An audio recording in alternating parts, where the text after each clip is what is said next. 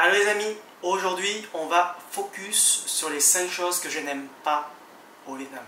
Cette vidéo est basée sur ma propre expérience et mon propre ressenti. On va commencer par les déchets. Le Vietnam, c'est pas un pays propre. Le Vietnam utilise massivement le plastique et il ne le jette pas forcément au bon endroit.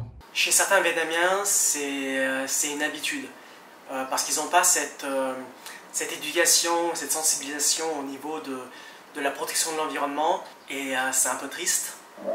Mais il y a la nouvelle génération qui commence à être de plus en plus sensibilisée. Et au Vietnam, il y a pas mal de groupes bénévoles qui essaient de protéger l'environnement. Par exemple, en organisant chaque semaine des sessions, on va dire, pour ramasser les déchets dans les canaux, dans les rivières. Et récemment, j'ai participé avec l'un de ces groupes de bénévolat qui s'appelle Sagong San. Et c'est là qu'on voit qu'il y a des gens qui ont envie de faire changer les choses. Ensuite, vous avez la pollution, avec notamment la pollution de l'air, les émissions des véhicules, des industries, des centrales électriques, qui sont les principales causes de la pollution de l'air. Et c'est pour ça que les gens portent le masque quand ils sortent, parce que l'air pas très bon pour la santé. Ils le portaient déjà bien avant le Covid, ils l'ont toujours porté en fait.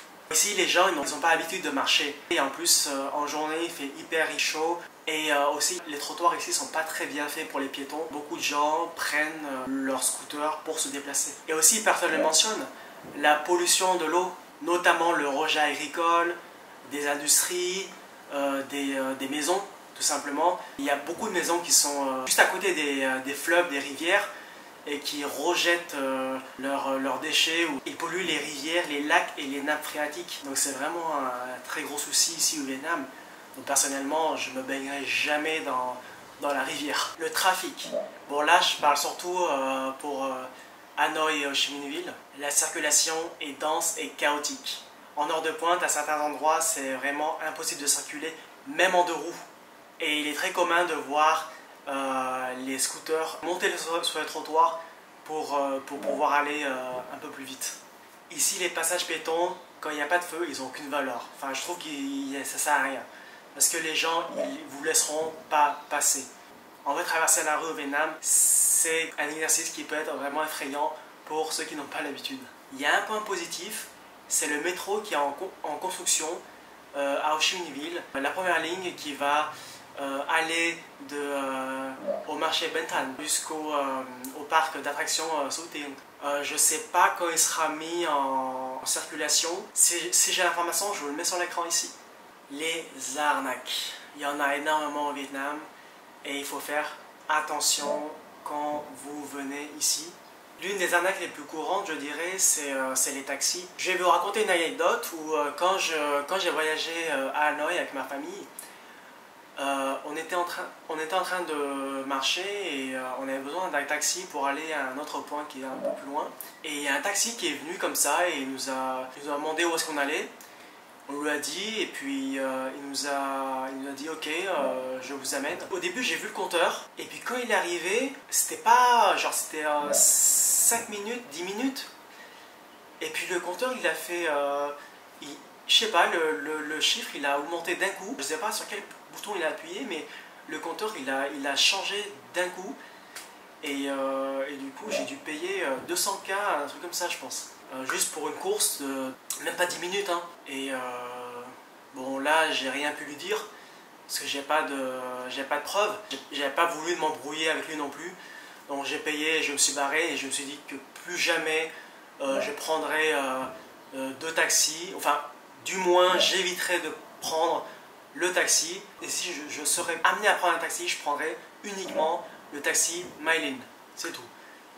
Sinon, je prendrai tout le temps Grab, c'est la valeur sûre.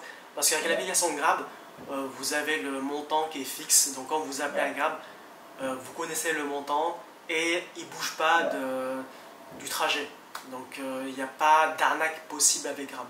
Bon, il y a un truc que vous pouvez vous faire avoir avec Grab, c'est quand vous avez l'application, c'est possible qu'il y ait un autre taxi qui vienne se mettre en travers et qui va faire genre que c'est votre Grab, il va se prendre pour votre Grab en fait, alors que c'est pas lui.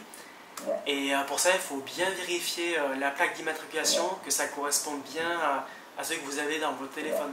Et eu un autre conseil aussi pour manger cette fois, quand vous allez dans un restaurant, pensez toujours à demander les tarifs. Enfin, je parle surtout pour les restaurants, les petits boui-boui, où il n'y a pas de prix affiché. Sinon, vous allez vous faire avoir.